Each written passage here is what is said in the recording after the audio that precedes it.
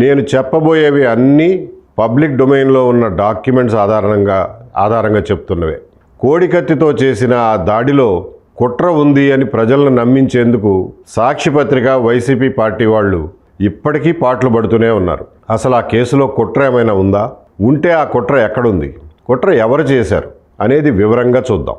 జనుపల్లి శ్రీనివాస్ అనే 29 సంవత్సరాల దళిత యువకుడు ఒక పేద కుటుంబంలో పెరిగి బీఎస్ఎఫ్లోనో ఆర్మీలోనో చేరదామని విఫల ప్రయత్నాలు చేశాడు.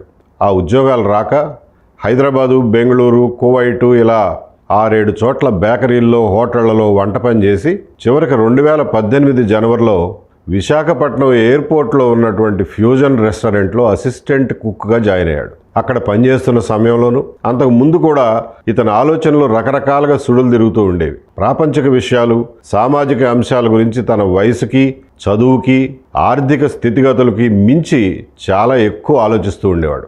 ఇతను 2018 అక్టోబర్ 20వ తారీఖు మధ్యాహ్నం 12:30 గంటల సమయంలో జగన్మోహన్ రెడ్డి గారు పాదయాత్రలో ఉండి వారం కోర్టుకు హాజరవడానికి విశాఖపట్నం ఎయిర్పోర్ట్ లాంజ్కి వచ్చినప్పుడు ఆయన దగ్గర సెల్ఫీ దిగే మిషతో లాంజ్లోకి వెళ్ళి కోడి పందాల్లో వాడే కోడి కత్తిని తీసుకుని ఆయన ఎడమ జబ్బ మీద ఇలా గుచ్చాడు. ఆయనకి రక్తగాయమైంది. చొక్కా మీద రక్తం మరకైంది.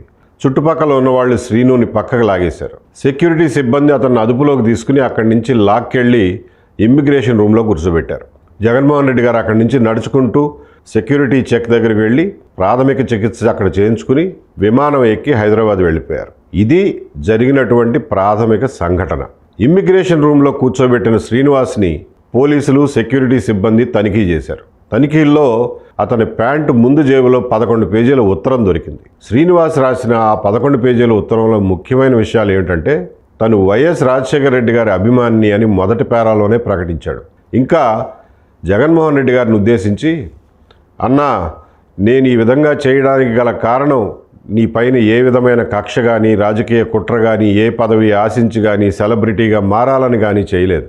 మన పరిపాలనలో మనం అధికారంలోకి వచ్చిన తర్వాత ప్రజలు ఇబ్బంది పడకుండా ఇలా చేశారు.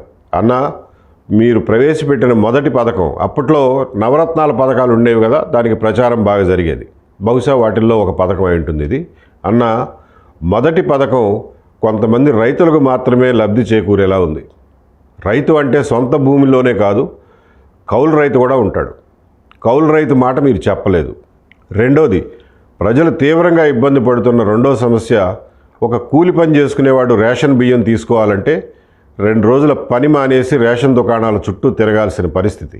ప్రజలు రేషన్ దుకాణాలకు వెళ్ళిన 10 నిమిషాల్లోనే రేషన్ పొందే అవకాశం కల్పించాలి. ఇలా సామాజిక సమస్యలను ఏకరువు పెడుతూ ఈ 11 పేజీల ఉత్తర్వు సాగింది. ఇందులో అతను వికలాంగులు, వృద్ధులు, నిరుద్యోగులు, రాజధాని నిర్మాణం ఖర్చు, పేదలకు ఇళ్ళు, ఆరోగ్య సమస్యలు, కులాల సమస్య, మద్యపాన నిషేధం, అవినీతి, మహిళల సమస్యలు, ప్రత్యేక హోదా, నక్సలైట్ల సమస్య, చివరికి వన్యప్రాణులు, పక్షులు, వాటి కష్టాలని, భూసారం దెబ్బతింటోందని, అనాథ పిల్లల గురించి, వరద బాధ్యతల గురించి, అగ్రిగోల్డ్ బాధ్యతల గురించి, తుఫాను బాధ్యతల గురించి 11 పేజీలు రాసుకుంటూ పోయాడు. ఆ 11 పేజీల ఉత్తరం కోర్టులో ఉంది. అది పబ్లిక్ డాక్యుమెంట్, అది మీరు కూడా చదవచ్చు.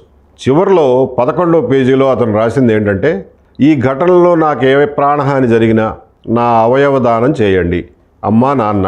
ఇట్లు మీ చంటి, అడ్రస్ తాణిలంక గ్రామం, ముమ్మిడివరం మండలం, తూర్పుగోదావరి జిల్లా. ఇది ఈ 11 పేజీల ఉత్తర సారాంశం. 11వ పేజీని తన చేతి వ్రాతతో కెలికినట్టుగా హడావిడిగా రాశాడు. 2-3 లైన్లు మాత్రమే ఉంది.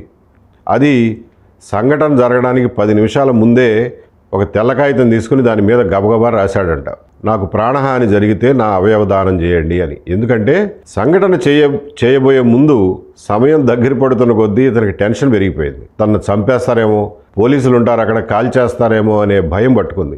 ఒకవేళ కాల్ చేస్తే అవయవ దానం చేయండి అని అప్పటికప్పుడు గుర్తొచ్చి రాశాడు.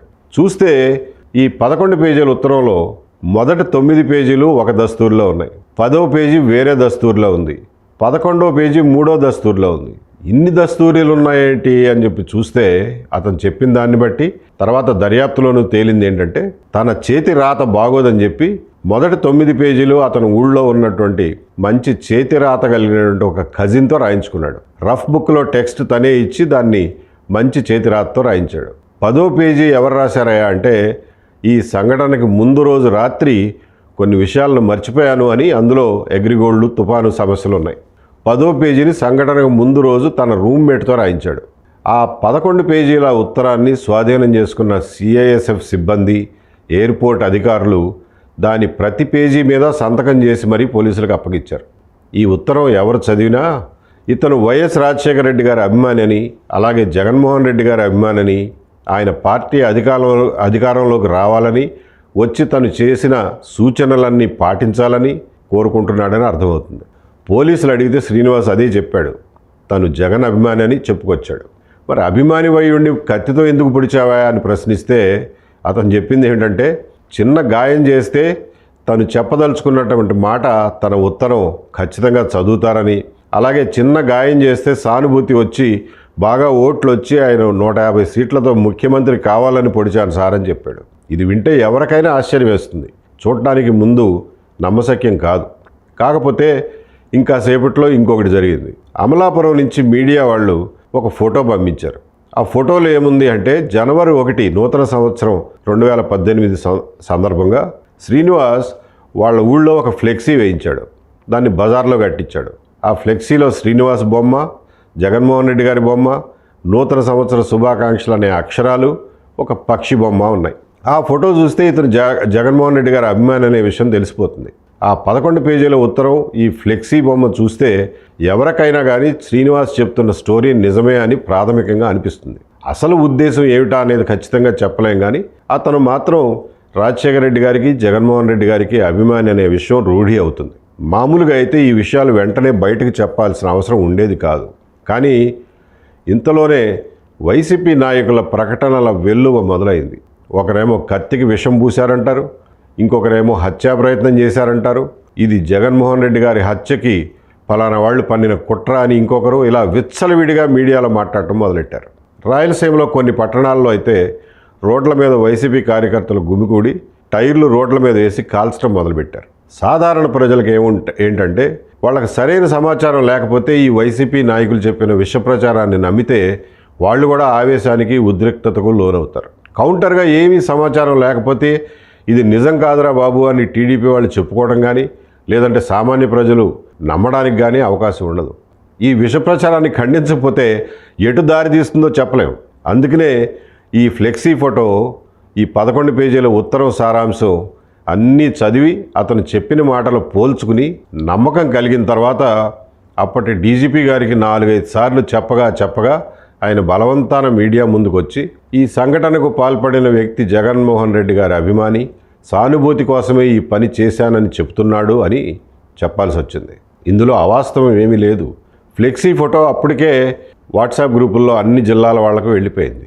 దాంతో ప్రజలు కొంచెం ఊపిరి పీల్చుకున్నారు. ఇదంత పెద్ద సంఘటన కాదు, ఎవరో అభిమాని పిచ్చభిమానంతో చేసిన పనిలాగా ఉందని చెప్పి వాళ్ళు చల్లబడ్డారు. దాంతో వైసీపీ వాళ్ళు హింసను ప్రేరేపించడానికి చేసిన ప్రయత్నాలన్నీ బెడిసికొట్టాయి. అయినా సరే ఈ సంఘటన జరిగిన 25వ తేదీన రాష్ట్ర వ్యాప్తంగా వైసీపీ నేతలు, వాళ్ళ అనుచరులు మొత్తం 350 ప్రదర్శనలు, ధర్నాలు చేశారు. వివరాలు తెలిసిన మర్నాడు కూడా పోటీపడి మరీ 125కు పైగా ధర్నాలు చేశారు. ఈ ధర్నాల్లో మొత్తం ఒక 25,000 మంది పాల్గొన్నారని అంచనా. ఆ రోజుల్లో పేపర్లో వచ్చిన వార్తలు చూస్తే ఎవరికైనా ఈ విషయాలు తెలుస్తాయి.